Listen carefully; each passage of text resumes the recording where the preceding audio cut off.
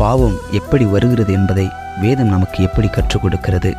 இதில் வேத வசனங்களை மாத்திரம் உங்களுக்கு சுட்டி காண்பிக்க விரும்புகிறேன். அப்பொழுது ஸ்திரீயானவள் அந்த விருட்சம் புசிப்புக்கு நல்லதும் பார்வைக்கு இன்பமும் புத்தியை தெளிவிக்கிறதற்கு இச்சிக்கப்படத்தக்க விருட்சவுமாய் இருக்கிறது என்று கண்டு அதன் கனியை பறித்து புசித்து தன் புருஷனுக்கும் கொடுத்தாள். அவனும் புசித்தான். ஆதியாகமம் 3 முதல் 6 வசனங்களில் சொல்லப்பட்டிருக்கிறது. ஆதாமும் ஏவாளும் தேவனுடைய வார்த்தைக்கு கீழ்ப்படியாததினாலும் இச்சையினாலும் பாவம் அவர்களுக்குள் புகுந்தது. ஒரே மனுஷனாலே பாவமும் பாவத்தினாலே மரணமும் உலகத்திலே பிரவேசித்தது. ரோமர் 5:12 சொல்லப்பட்டிருக்கிறது. நான் துர்க்குணத்தில் உருவானேன், என் தாய் என்னை பாவத்தில் கற்பம் தரித்தாள். சங்கீதம் 51:5 சொல்லப்பட்டிருக்கிறது. கெட்ட சொப்பனங்களினால் பாவம் வரும். மத்தேயு 13:25-26 சொல்லப்பட்டிருக்கிறது. கண்களினால் பாவம் வரும். மத்தேயு 6:22-23 சொல்லப்பட்டிருக்கிறது. இச்சை கற்பந்தரித்து பாவத்தை பிறப்பிக்கும். ஆதியாகமம் 3:6 சொல்லப்பட்டிருக்கிறது. யாக்கோப்பு 1:15 சொல்லப்பட்டிருக்கிறது. பாவம் பிசாசினால் வரும். 1 யோவான் 3:8 சொல்லப்பட்டிருக்கிறது. பொல்லாப்பை காணாதபடிக்கு தன் கண்களை மூடுகிறவனே நீதிமான். ஏசாயா 33:15 சொல்லப்பட்டிருக்கிறது.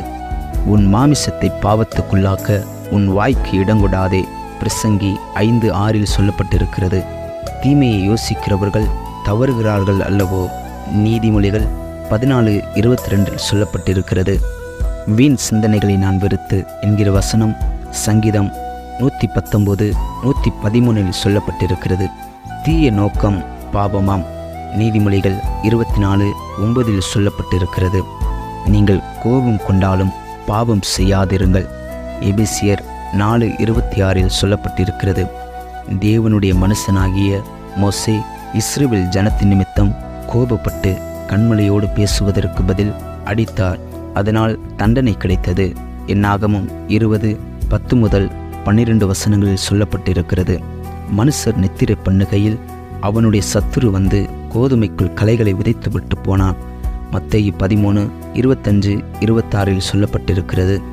மனிதன் இரவு காணும் சொப்பனங்களில் சில சமயம் பிசாசு கெட்ட சொப்பனங்களை போடுகிறான்.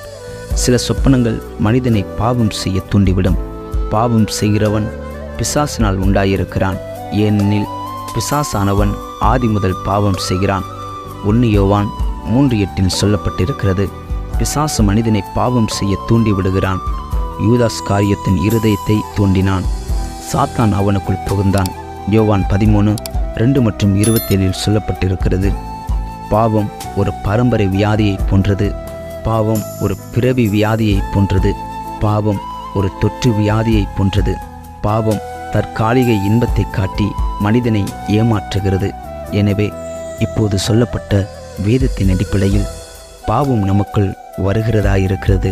எனவே நம்மை நாம் காத்துக்கொண்டு தேவனுக்கு நாம் பிரியமாய் வாழ்வோம். தேவனுடைய சத்தியத்திலே நாம் உறுதியாய் நிற்போம். பரலோகத்திற்கு ஆயத்தமாவோம். கர்த்தர் நமக்கு கிருபை செய்வாராக. ஆமென்.